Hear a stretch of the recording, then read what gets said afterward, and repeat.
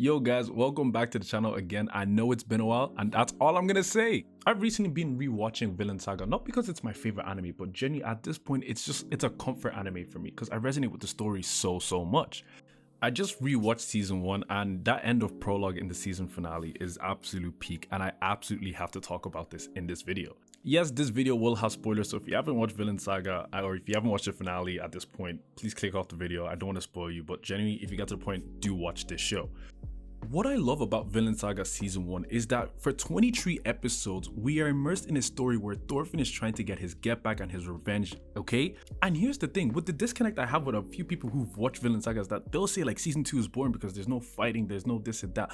But like, that is the whole point of the show. But in season 1, we're not looking at it like that. Even though there's little glimpses of what the true meaning of the story is with the like, you have no enemies, become a true warrior. All of these are sown in season 1, but you don't see their fruits until season 2 later. But season 1 does such a great job in masking it out with the revenge, the hyper masculinity of things going on in the show. The story of season 1 does such a great job in hiding the true meanings of what Vinland Saga is supposed to be about, with the revenge and everything like that, and I love it. Like throughout season 1, there's examples where you see Thorfinn losing his humanity slowly and slowly because he's so corrupted with the idea of revenge.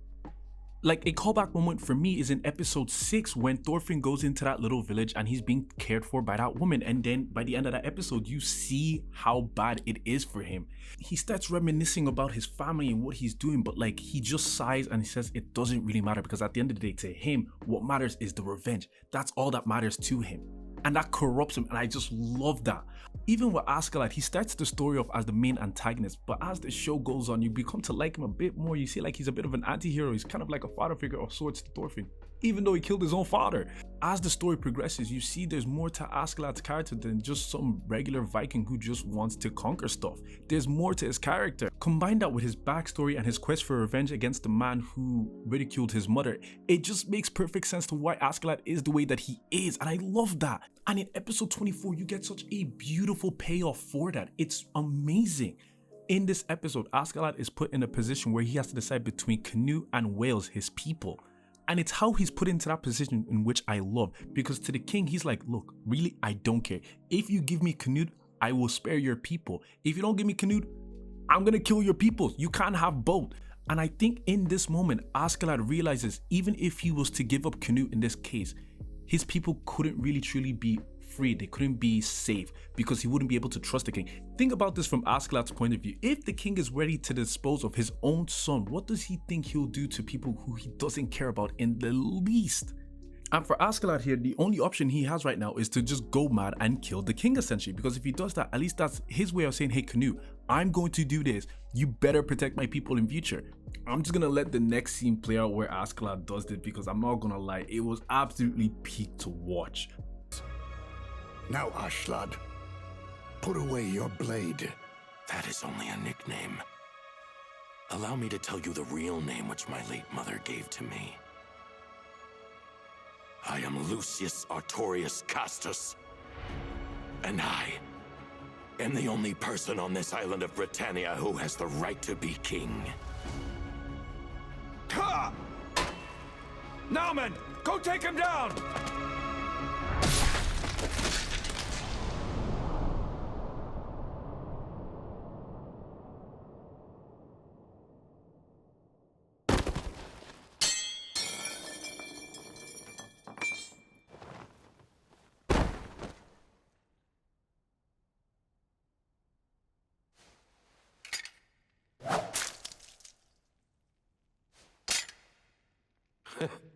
Well, that felt great. This scene for me, it also reminded me that like, yo, Askeladd can low-key throw these hands. This guy, don't play with this guy, because how can you tell me this man is casually just bringing down dozens of men with ease? What I love about the scene when Thorfinn is looking into the window and seeing what Askeladd is doing, he's like, hell no, this guy's fighting other people. I might miss my opportunity to get my revenge. Hardly, and he dashes death of. I love Crash Out season 1 Thorfinn. I love the guy. The guy is so innocent, but so corrupted to the point you feel bad for the guy.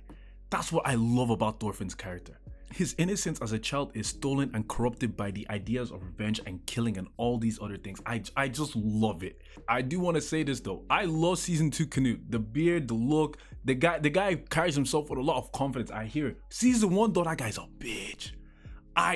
Bro, even when he killed Askeladd, I'm like, bro, you of all people, like I understood it had to happen, but no. You see with this scene here, yeah, I'm gonna let it play out first and then I'm gonna talk about it because genuinely speaking, this scene, probably top 3 in the entire show. I'm not even gonna lie. You can't die. Do it quickly now, Thorfinn. There's no time left.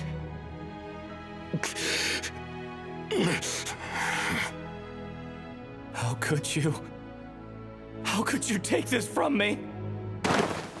It wasn't supposed to be like this! Things between you and me should have never ended this way! Not like this! I won't stand for it! You can't just die! Get up! Get up and fight me right now! It was me who was supposed to slay you! I said get up! This is bullshit! Just do it. Why are kids such a pain in the ass? Get up and fight me! Come on! Thorfinn, how do you plan on living your life? From here on, after I'm finally dead, how do you intend to live your life, Thorfinn?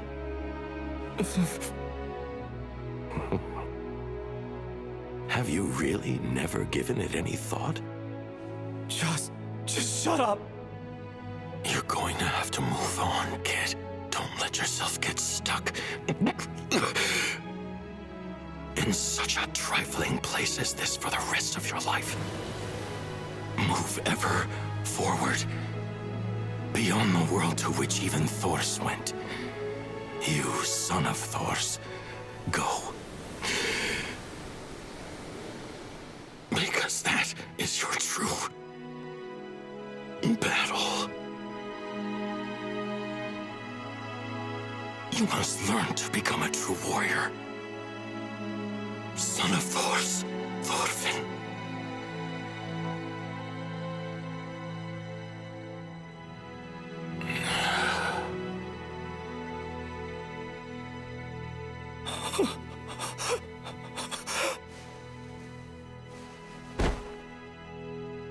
If perfection does not exist in our world, this is the closest we can probably get to. Oh my god, bro, is dick riding all you do?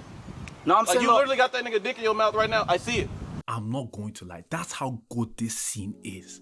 Everything that happened in that scene is absolute peak. It's the definition of it. The way Askeladd was talking to Thorfinn and asking him that question, how do you intend to live after I'm gone? Because at this point, Thorfinn has never thought about what his life is after he kills Askeladd. Even though he was not the one to do it, he never thought about it like, if I'm the one to kill him in a duel now, how do I live my life? Because all he's done up until this point is that quest for revenge, that quest for redemption, all of that. And the beauty of this scene is that it is taken away from Thorfinn. I do feel like in some way that if Thorfinn was the one to kill Askeladd, he would find some sort of resolve, you know? But he doesn't even get that opportunity, and I love it. I love it. Even in his dying moments, Thorfinn is still saying, Askeladd, get up, let's do it right now. Let's go, throw these hands. He's still not recognizing what is going on here because he's so clouded with this thing of revenge in his mind. He doesn't see anything else. Askeladd's dying speech of telling Thorfinn, go out to the sea, go further than where Thors went, go become a true warrior, all these things. Bro, the father figure message in this was absolutely beautiful. And there's such an irony in this moment because obviously Askeladd is the one that inherently ruined Thorfinn's life, but he's here telling him, bro, live beyond me. Don't let this consume you. Go out and live your life, you know? But like, you're the reason why he has to do this shit because you ruined Ooh! Like I said before, the way Askeladd died, it isn't necessarily a way for Thorfinn to be resolved with his own quest and anything like that. It's more so Askeladd's own personal victory in the way that he protects his people, he gets what he wants, and he just proves to everybody in this story like, I'm one of these smart niggas. I'm not even gonna lie, the scene after where Askeladd died, low-key, Canute has to be rage baiting here. He low-key has to. If anything, Canute should be the only person who knows how much this quest for revenge meant to Thorfinn, and for him to take that away from him, and then for him to now say, oh, I kind of had to do this, bro, he was out of line. Bro, Knut is lucky.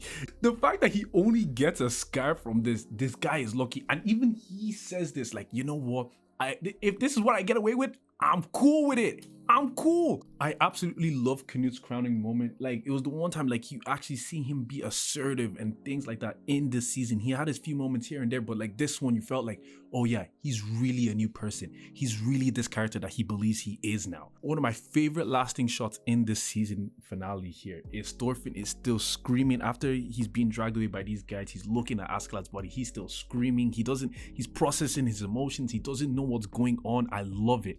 And he's holding on to that knife.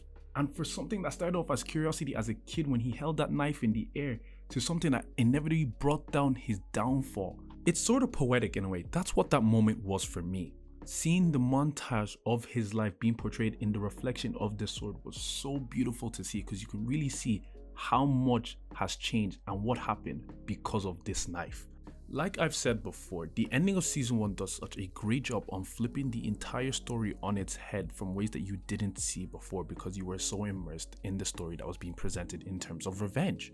The ending of season 1 in Vinland Saga is so amazing because it tells the audience that revenge is hollow and it's a self-destructive path that brings nothing but an empty void. And like I said, what I loved about the scene of Thorfinn dropping the sword, in some way it's kind of poetic because it's him dropping that way of his life. Because if you know how season 2 goes on to be, you understand the deeper meaning of him letting go of that sword towards the end and him seeing how his life has changed from there.